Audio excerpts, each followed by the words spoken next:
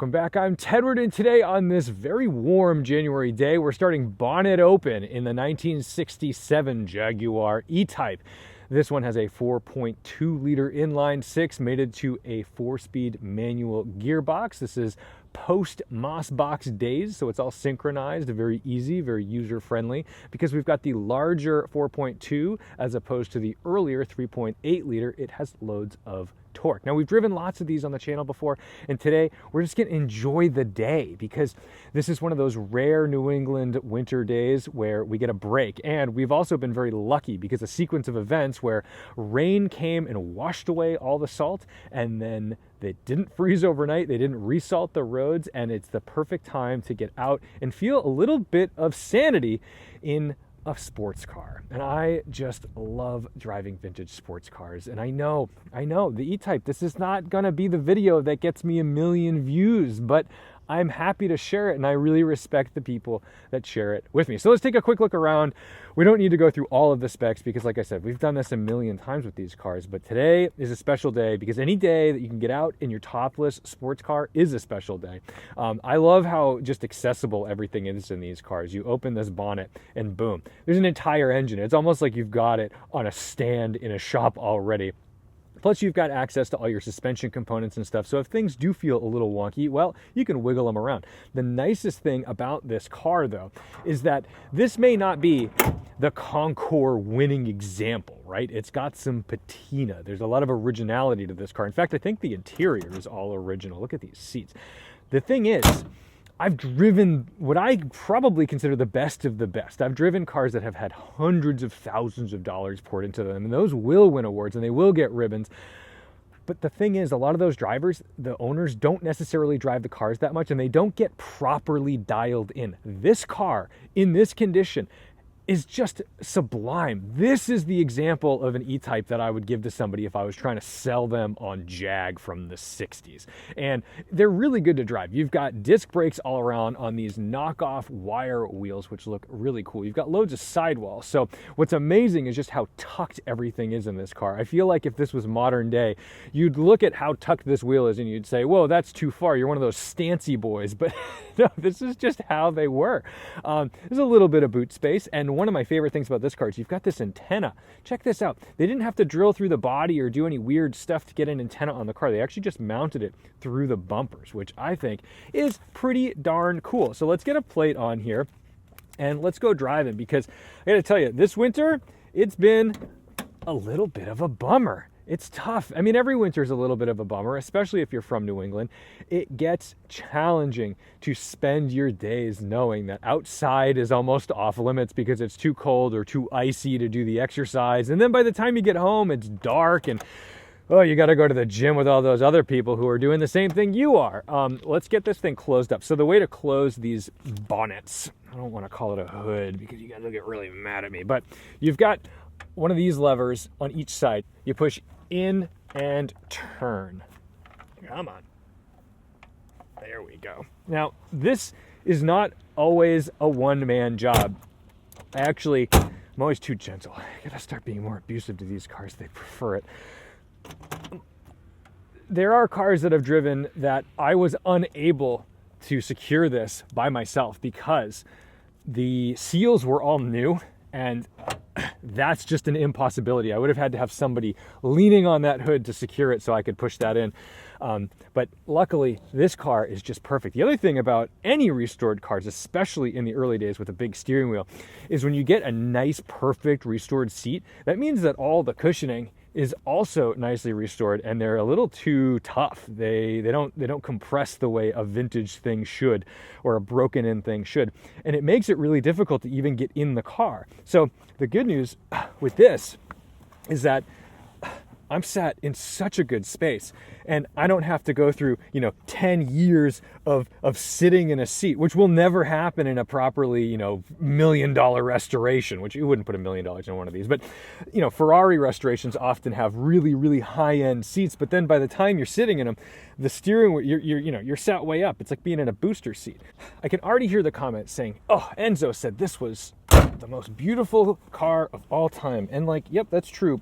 And there's a lot of great facts and historical information about this car and many others. However, if you were to own one of these, at some point, you're gonna get sick of talking about that, and you're just gonna wanna drive it, and you're gonna accept the car as a car, and that's how I'm starting to feel about these. You know, I've been lucky enough to have enough time with these types of cars where those types of quotes, they're meaningful, but they aren't what the car is to me at this point. So anyway, let's get it started. These are great. They have a push to start, so we've already got you on. I've been running it, but what you can do with this choke, if you'd like, you can put it to the hot position. It'll start right up.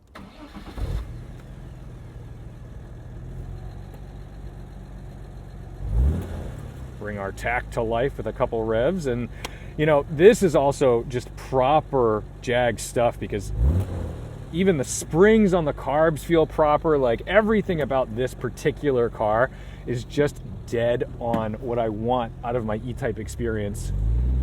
This is so easy to drive. A little bit of whine from that drive line lets you know you're in the right place.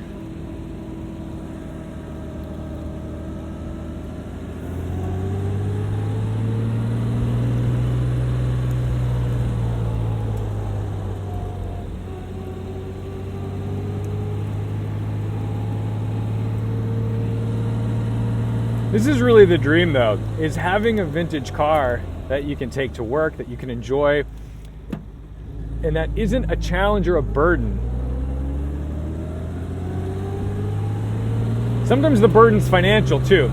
Like E-Types are in a pretty good spot right now financially. I don't think they're a massive stretch for what they offer as a collectible thing. But if you do spend too much on one, are you really gonna wanna drive it?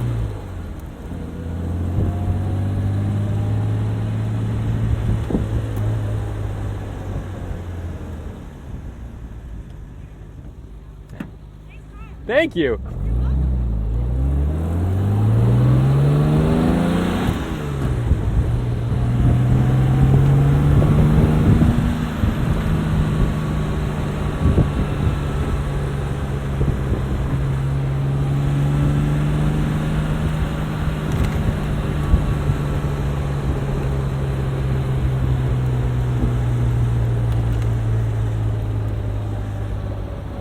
Oh, this thing's so good.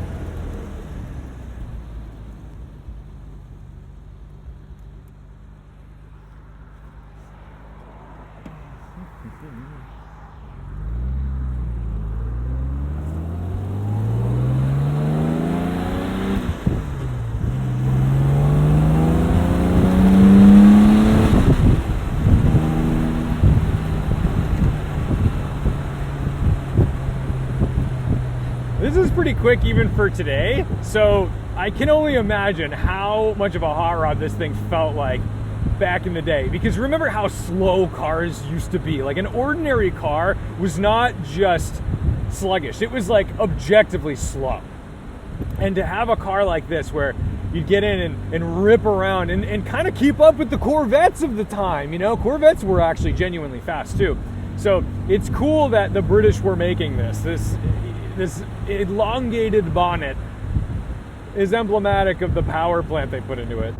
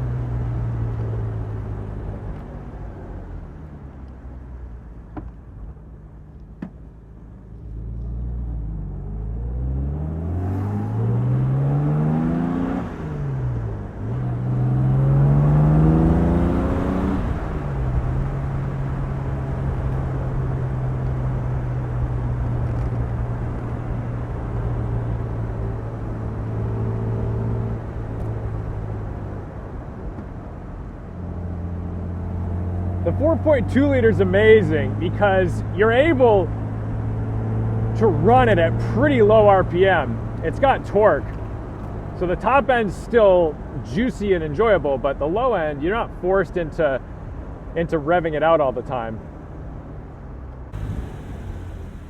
And I know the Moss Box is like the pure form of this car, but being able to just casually, without thinking, roll it into first gear while we're moving, it's got to be worth something.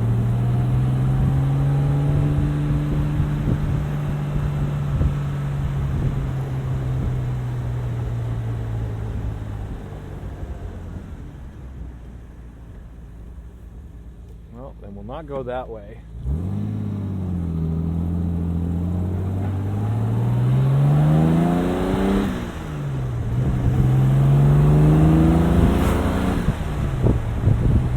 Sorry for the wind noise. Earmuffs are back.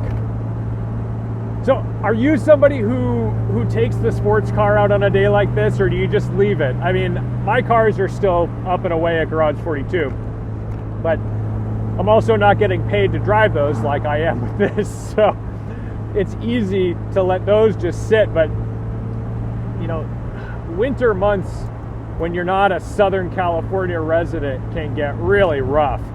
I mean, if your baby is your car, if that's the thing you do, that's the thing you identify with, and that's the thing you use as your therapy, winter is really tough.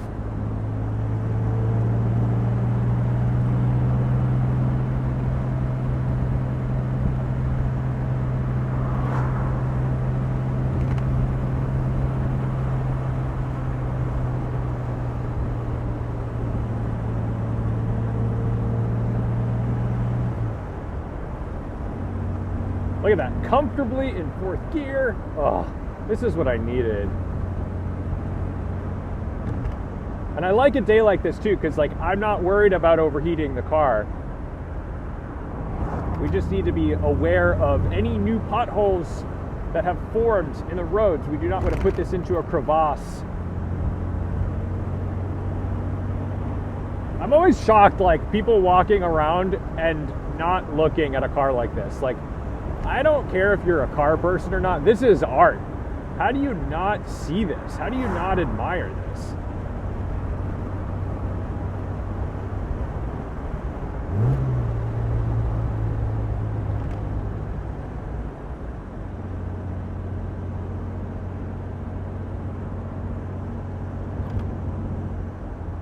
Some crumblies.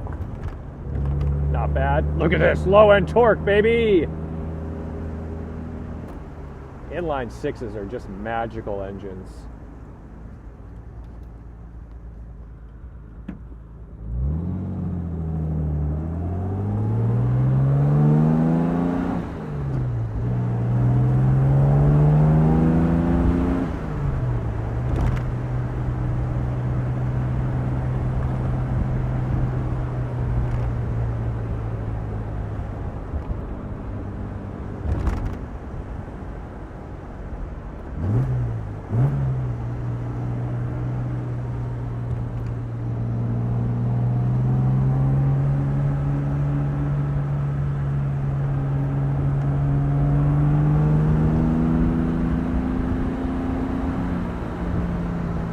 Hunting down the Tesla and the Jag.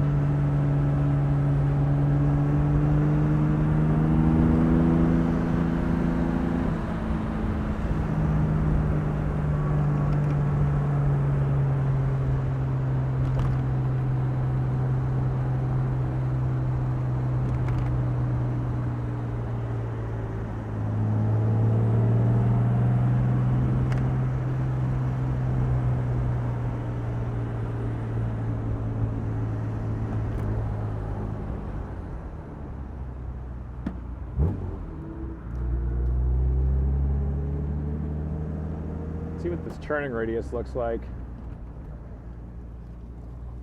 Oh, they're usually not very good.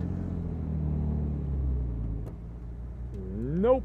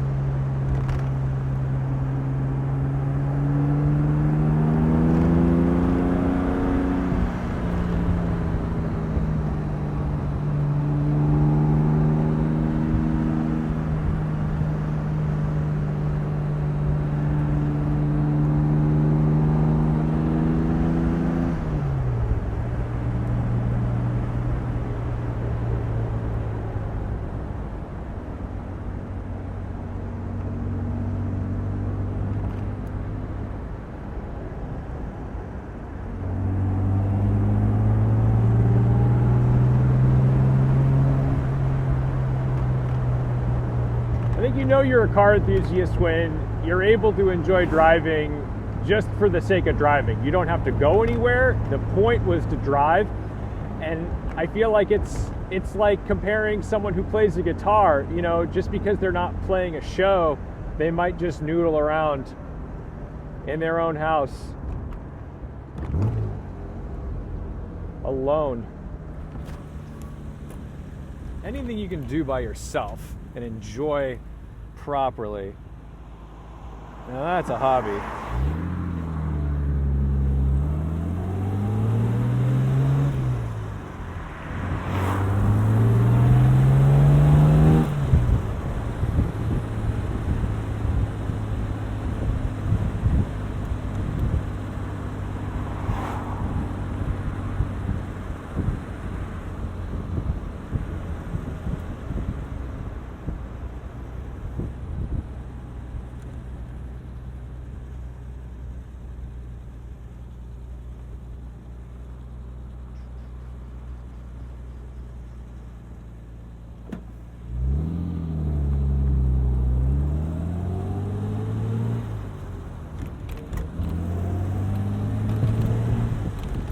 I'm double clutching second just because I felt the slightest interaction, not a grind, not a crunch, an interaction, and I don't want to feel it, so double clutching in an old gearbox is usually a nice way to keep things intact. That's what we want to do. We want to be good stewards of our classic vehicles and make things last as long as possible. Ooh, are we getting claps? Yeah. We love it. That's the thing. People just like dig this thing, man. Like, everybody digs this thing. How do you not love this car? The person behind me has their feet out the window.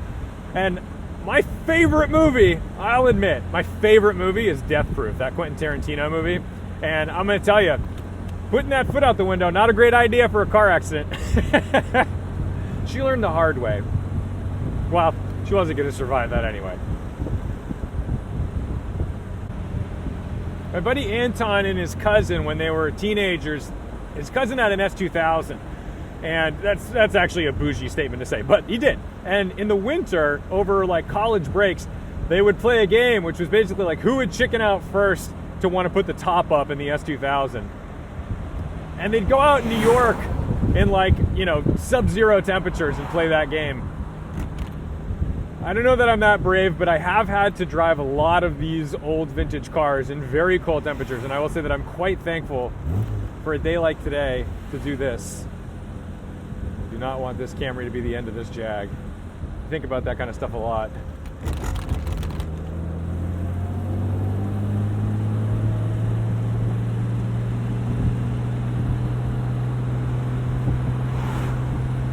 This blinker shows the electrical system. It's just kind of solid on, so I don't know. We're just gonna trust it to some extent, but I don't know, maybe I'm not gonna use it.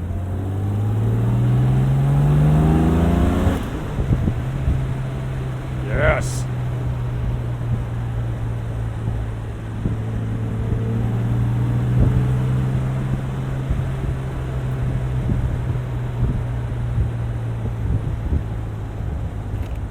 The thing I like most about therapy drives like this is it really does clear my head. Like, I have an instrument to play with, and it focuses me. I'm not thinking about anything. I'm just thinking about driving. I'm thinking about the car. How can I treat this car the best? How can I get the most out of it in the situation that I'm in? And I think that's what makes driving therapeutic, is that, like, not only are you playing with the toy you like the most, but because you're so focused on it, because it's a thing you like, I'm not listening to a radio. I get people asking me about sound system tests all the time, and I'm like, dude, like, if you're driving something you like, it almost doesn't matter.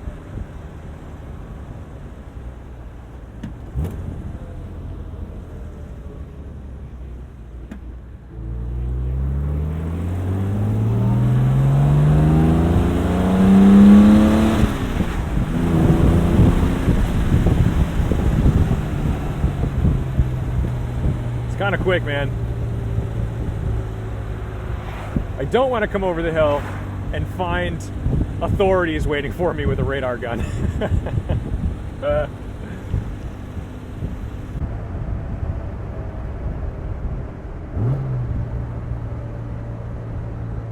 I like to go in, then kind of fade out, double apex, come back in.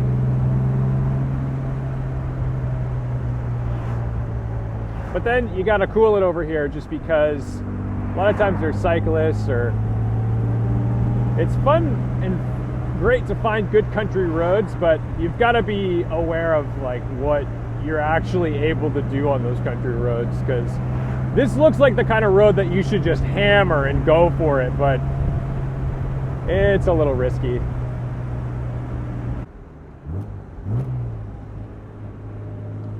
That's Walden Pond. It's a kettle pond, so it's super deep. I mean, if you've read like Thoreau, you know Walden Pond, but it's super deep, but it's also really clear. So it's a beautiful spot. But a lot of times you can't really swim in it because of the algae blooms, and it's toxic and gross. So hopefully this summer it'll be clean.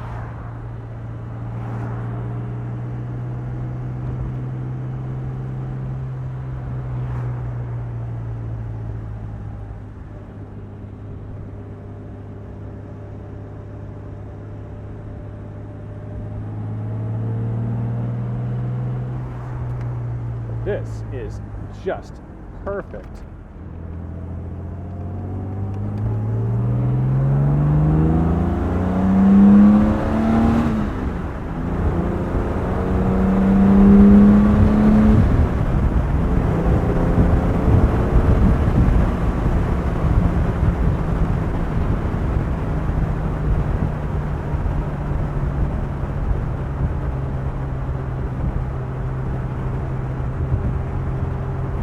Ripper. Ready for all the highway action.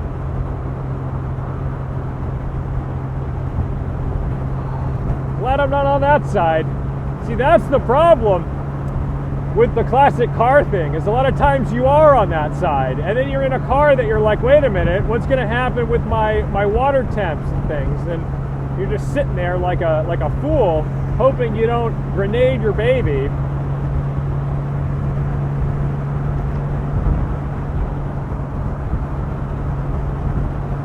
But you know what? I'm going to knock on wood. Today is my day.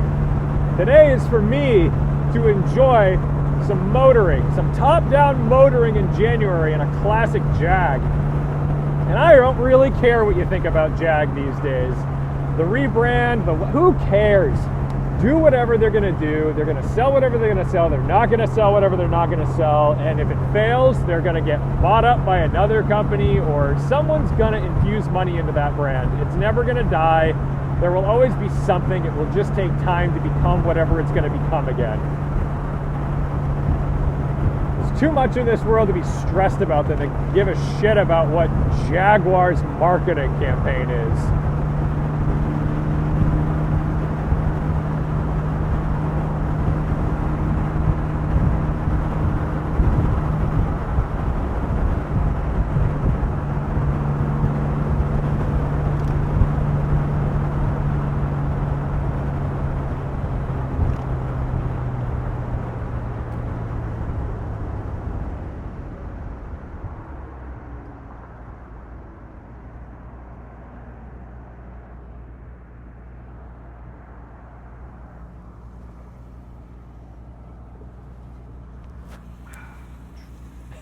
How you doing? Good. That's got 72.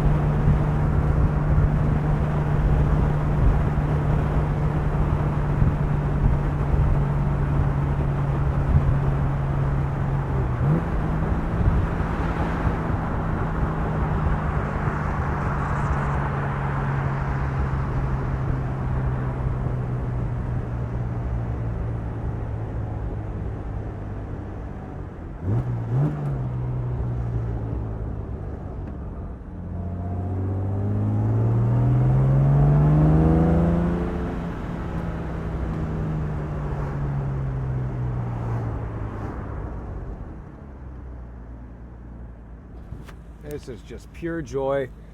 Pure joy, baby. Idling a little high right now. Oh, there she goes. She's settling out. She's settling out.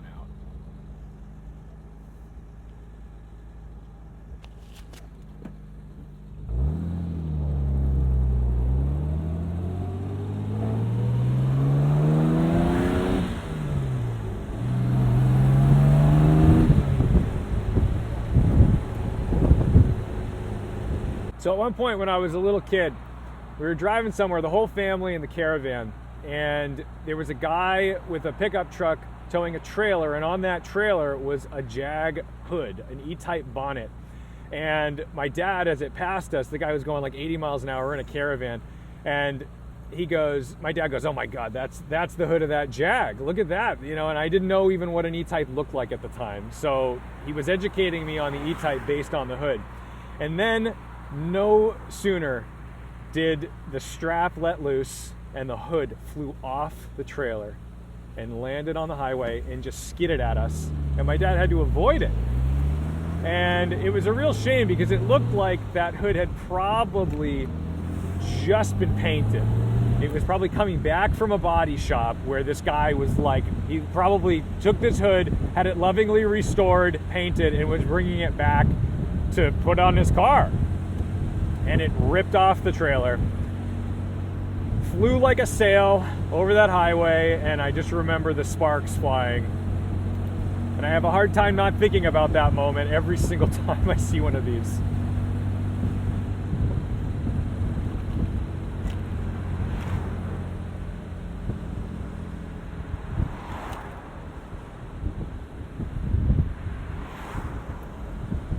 I don't know, something tells me that guy collected it off the road and brought it right back to the body shop and just had it done. Yeah, you want the same thing? Yep, do it again, buddy. Anyway, I'm gonna go bring this thing back to Bond Group. This was invigorating and fun, and I'm glad I got to share it with you. Sometimes you just gotta go for a drive. And some of my therapy drives, I've got something to talk about. I've got a purpose. My head is just so cluttered with stuff that I don't really want to talk about anything. All I want to do is not talk about anything. I want to just get in the car and go and make noises and enjoy the sights and sounds and challenges and feelings. And this is like one of the best cars to do it in. So thank you guys so much for being car enthusiasts. Thank you guys so much for watching, liking, commenting, and subscribing and sharing this passion with me, because that's really special. If nothing else, this is a community of people who share that passion. And it's really cool to know that there's other people out there who just want to get in a car and aimlessly drive. Don't forget to respect the drive. We'll go nice and slow through the school zone, despite the fact it's not really a school zone right now, but I'll see you in the next one.